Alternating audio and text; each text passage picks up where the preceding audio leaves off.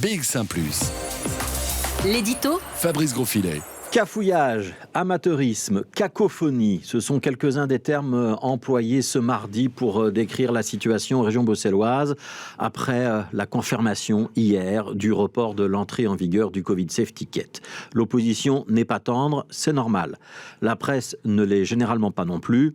Et on imagine que pour monsieur et madame tout le monde, c'est-à-dire vous qui nous regardez en ce moment, cette nouvelle péripétie n'est pas du genre à renforcer la confiance dans nos hommes et femmes politiques, ni dans leur professionnalisme. Alors, bien sûr, il y a des raisons objectives à ce retard. En démocratie, on doit respecter des règles, avoir l'aval du Conseil d'État et de l'autorité de protection des données qui se prononce sur le légalisme des mesures envisagées, sont bien des procédures indispensables au regard du respect des libertés individuelles. Ne pas pouvoir voter une ordonnance tant qu'on n'a pas ses avis juridiques, c'est la logique même. Sans passer, ce serait violer l'état de droit et se comporter comme un pouvoir autoritaire. Alors comment le gouvernement bruxellois n'a-t-il pas vu qu'il allait dans le mur et que son calendrier ne tenait pas la route ?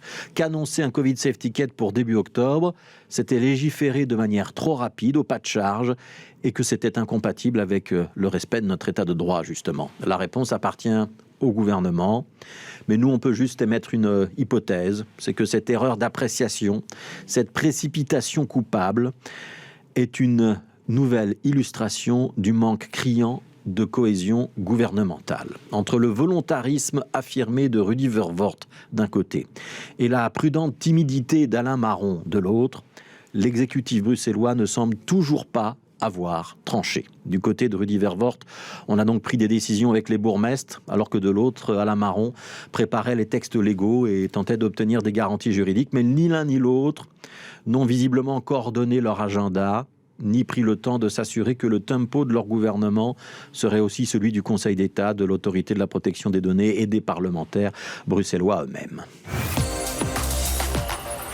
Alors ce report, il est évidemment calamiteux. Parce que même si le gouvernement bruxellois avait pris soin d'annoncer qu'on ne verbaliserait pas avant la mi-octobre, ça ressemble malgré tout à une reculade. Et vouloir dire maintenant qu'on va essayer de se phaser avec les Wallons n'est évidemment pas crédible. Ce n'était pas l'option de départ.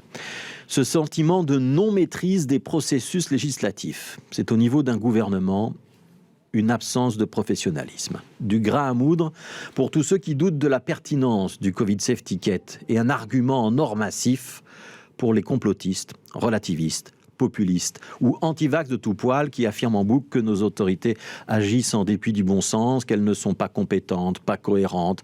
Et on glissera sur ce curieux argumentaire qui peut faire dire un jour que le gouvernement bruxellois est dans l'abus d'autorité, la dictature sanitaire, et le lendemain dans l'amateurisme. Non.